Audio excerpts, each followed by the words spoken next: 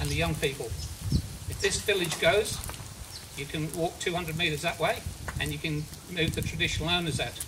You could go 200 metres that way and move the school out. So this is not just about moving these people out on the pretence that this building is in bad repair. This town of Port Hedland has over $200 million in cash in its bank account. It has the funds, it has the resources, and these people do not have to move. Okay? This is a despicable act. We are, as a community, disgusted with our mayor and our CEO, and on behalf of the Progress Association, the Ratepayers Association and the traditional owners, we would call for their resignation. And if they don't resign, we would then call upon the council to actually step up and move them out, because they have become the puppets of the multinational resource sector in this town, which is polluting and killing off our town here. There are is that right? There's 500 private residents down here. The state and the BHP own the most of it, but there's 500 private residents down here, and they've been told their property is going to be rezoned into commercial, and they're not going to be compensated. So you have development sites down here. You can live here as a non-conforming use, and in the next 2 to 3 years, as we move all the people out and kill the area off, this land will be gifted to the state for the use of what? Thank you. Stockpiles, sea containers, oil, gas. They want the residents out. These people here, you'd like to say a word, Christy? Arnold? Carol, please. This is our opportunity to send a message. Thank you. Thanks very much, Jim. I think there's more in history than what they're talking about, because I can remember, and I'm talking about 50 years ago, when Jack Haynes, Clint Cottier and myself used to hold raffles, believe it or not, in the centre of the Civic Centre to raise funds to build this bloody unit. It was built by donations made by you people, and by raffles we held, and by subsidies we got. This was built for the people in retirement, so they could end their days in quietness and beautiful scenery and enjoy it. But when they come along and do what they've done to you people, it's assassination. It's nothing like. You don't give people ultimatums. You ask, you negotiate. And to close this bloody thing down the day that they found out that you were having a meeting here was absolutely diabolical. And I tell you, it's the most facetious things I've ever heard done about people by the Shire of Port Hedland, by individuals. It's not the whole Shire of Port Hedland. It's the individuals will not listen. You go and talk to them about a common day, they won't even tell you about it. They say, well, you should have done it when you had a committee. The committee did not have money for capital expenditure. Let's get that straight. The amount of money it received was a very small remuneration of 10% of pension. Where the bloody hell you get capital money out of that? It was for maintenance only, and that's why they done such a good job. So don't push it back. The committee was the deterioration. It was the fact that the town of Port Hedland did put no money into this place. None at all what was then run by the committee. They don't let's pass it on to other people. Their cause, they own the land.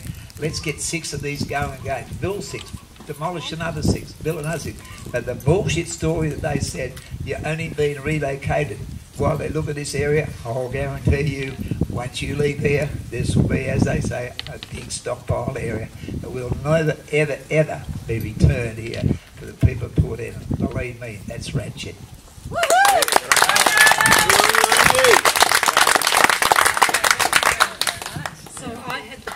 Meeting with the town of Port Hedland, the mayor and the director of corporate services, who had addressed the meeting with the residents. My concern is that these people did not do any community consultation, any stakeholder consultation prior to coming and having a meeting put on by the contractors who were employed 6 months ago to actually take care of this facility. They called the meeting, town of Port Hedland chaired it and told the residents of this facility that they were to move because it was unsafe and it needed to be bulldozed, and the sooner they moved the better. And this was what the option was. It was all planned without any consultation. We all know that if people are involved in change and know why things are going to change, that they actually cope with it a lot better. Our residents here are elderly. They have had their human rights contravened by the treatment that they've had from these people. They had no advocates at the meeting. The foundation housing people were there. There were other people there, but no support for the residents. Their families, their support workers, none of those people were there. They were delivered the most shocking news and have not actually been able to cope with it. We as a community have to stand fast and make sure that the town of Port Hedland, who have a 25-year lease on this property, which isn't up yet, have breached everything they were supposed to do in that 25-year agreement. They need to put right what they've done wrong. They should put their money where their mouth is. However, they want Department of Communities to rebuild it. They owe the town of Port Hedland residents and the town of Port Hedland elderly this facility. Independent living by the sea. And we need to push for that.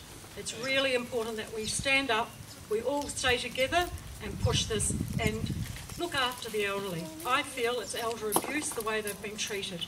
They were delivered an ultimatum and then left to actually not have any support following that ultimatum. I got a text from my friend saying, bad news, we've got to leave. Not good enough. They didn't sleep for several days. I had difficulty sleeping because of my fear of what was going to happen to a person that I care about a lot. And I know that a lot of other people here today have had the same experience. So we as a community, thank you all for coming today. We need to hold strong and get someone in that can actually push that these people's human rights have been contravened and that we need to have an apology. And as Arnold said, these people are inhumane in the way they have treated our most vulnerable residents. They've done nothing wrong, but they've been treated appallingly.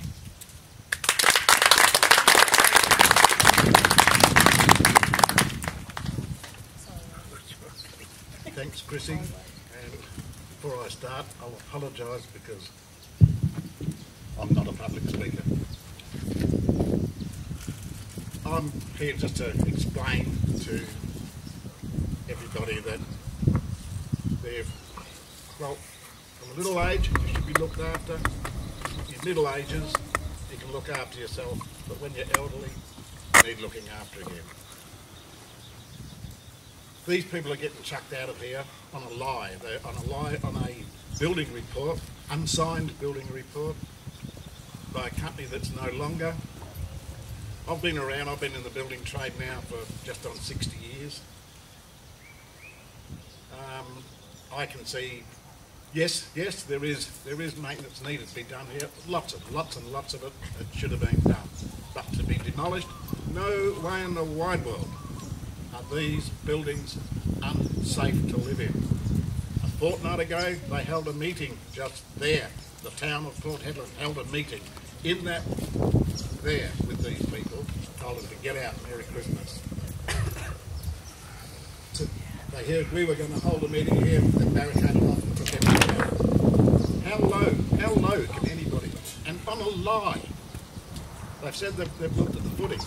Nobody has dug up and had a look at these footings. Not a soul has had a look at these footings because they would have been marked on the ground left where they've dug their holes. Haven't looked. The cracks in the bricks, superficial. Yes, they do need re-roofing. Yes, they do need repainting. But all of this should have been done in the money. That's why they're at breach. But now to throw them out is wrong. They can start at the back and work to the front and move the people here. If these get knocked down, they'll never get rebuilt. And they're going to get knocked down on a lie. And whoever perpetrated this lie, whoever perpetrated this foul, vile lie, cannot stand in public, cannot stand in a public property and should not get public money. Not my ratepayers' money should not be paid to anybody who's made this lie up. Whoever's made this lie up has to stand down. They cannot stay in government. They cannot stay in shop. So I call on the Mayor and the CEO to do the right thing by everybody, stand down and no trying to take your extra pay. Thank you.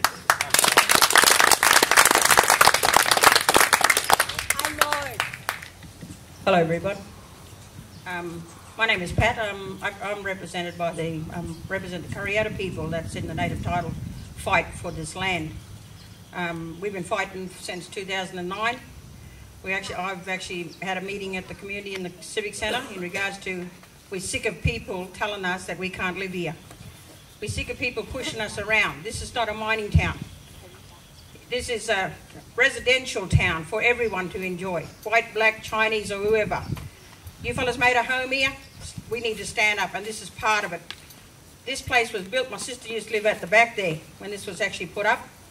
And then they wanted, the other initiative, they want to dig up the cemetery. We say no. We say we don't dig up this place. Like the rest of the speakers were saying, that who is responsible to maintain this place? The question is, where's the report? Where's housing to stand up here with us? To me, handballing it is not the answer. These people want to know who they have to respond to get their houses maintained. We need to stand with these people. You've got a thing in the public, in the interest of the newspapers, saying that our people going into old people's home and getting bashed. These people are not getting bashed in this place. This is their place of living. And we here should be supporting everyone. Me, myself, as a native title holder, I never signed no agreement for any development. When we looked at our native title deed, they took this land and compulsory acquired it. We're still fighting today. We put an objection in. We objected that this is our home. This is your home. You fellas made a home. They moved us from down there in 1969. Moved us out and took us out to South Hedland. They say now that they don't want us in this area. Who is the mayor? Isn't he's supposed to separate us, not mining, not government? Brendan Grills was a part of it. I'll say it here today. Brendan Grills was a part of it. Back in 2009, 2010. Him and Jackie, his boss. Then Barnett came in. Barnett amalgamated the wharfs. Made this a big port. They made a promise to us that you give us this, give us the government this, you Aboriginals, and we'll give you that side over there. This is what they told us. We said no. My family said no. Another family here said no. We can't even get any fishing in the port. This is our recreational place. They don't give us nothing. They're not going to give you people nothing.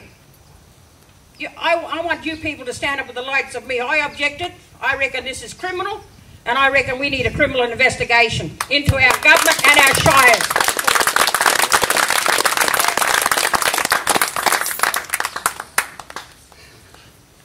Land rights, property rights, all Australians have them.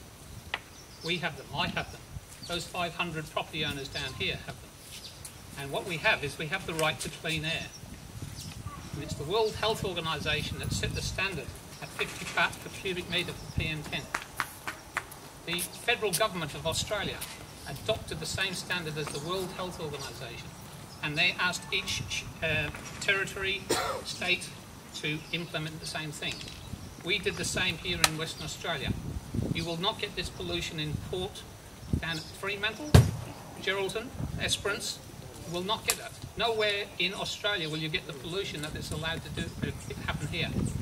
The state government cooked up another standard, 40% higher than the World Health Organization, and our Premier just came up and says that is going to become permanent. No, it's not. No, it's not. The World Health Organization and the federal government says that particles of dust in the air affecting our children and our people here is 50 parts per cubic metre. And if you want to depopulate the area on the pretense of a health scare, well then you're going to have that health risk assessment challenged.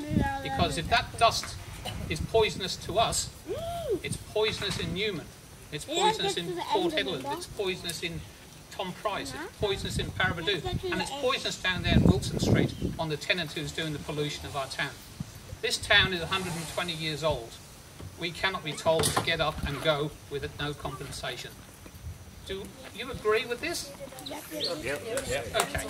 Well, let's wind it up there, send a message, and tell the Mayor and his CEO that if he's not going to work for the people of this town, which elected him, then don't go and work for the multinationals. Thank you. I think before we go, I think we should say that the dust is not our problem, it's theirs.